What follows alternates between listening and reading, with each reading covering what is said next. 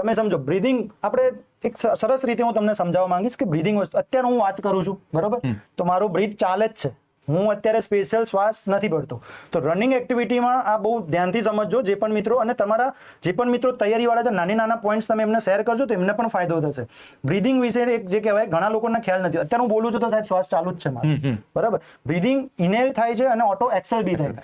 Running કરતા જે કહેવાય બોડીનું કામ છે કે આપણા હાર્ટમાં પ્રોપર ઓક્સિજન મળવો જોઈએ, કાર્બન ડાયોક્સાઇડ થ્રો થવો જોઈએ. આ સાયકલ જો તમારી પ્રોપર ચાલશે તો તમે સારામાં સારું લોંગ રનિંગ કરી શકો.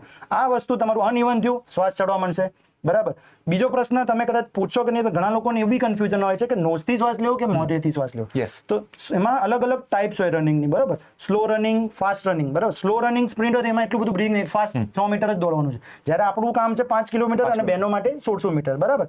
તો આની અંદર તમારું બ્રીધિંગ એક્સેલેરેશન છે કે 3.2 રેશિયો કહેવાય. 3 સ્ટેપ તમારા જાય ત્યારે બ્રીથ સ્લાઇડ અંદર જશે, બીજા 2 સ્ટેપ જાય ત્યારે એને આઉટ થવું જોઈએ. આ 3.2 રેશિયો સમજીને પ્રેક્ટિસ કરવાની. ઘણા લોકો અત્યારે તમે નવું શરૂઆત કરશો બરાબર કાલથી, તો સ્લો ધીરે ધીરે દોડો, 3 સ્ટેપે બ્રીથ ઇન, 3 સ્ટેપે બ્રીથ આઉટ. આ ટેકનિક ફોલો કરો. રિઝલ્ટ ના મળે તો તમે મને પર્સનલી ફોન કરીને કહેજો કે સાહેબ આ તમારી વસ્તુ બોગસ હતી. આ સાહેબ એક આપણે 2021ની ભરતીમાં મેં એક વિડીયો બનાવીને મૂક્યો હતો, બહુ જ બધા લોકોને ફાયદો થઈ ગયો જે એબ્ડોમિનલમાં દુખતું હોય, શ્વાસ ફૂલી જતો હોય. આ ટેકનિક બેલી બ્રીથિંગ શીખશો, તમારે 5 નહીં 10 કિલોમીટર તમે આરામથી દોડતા થઈ જશો.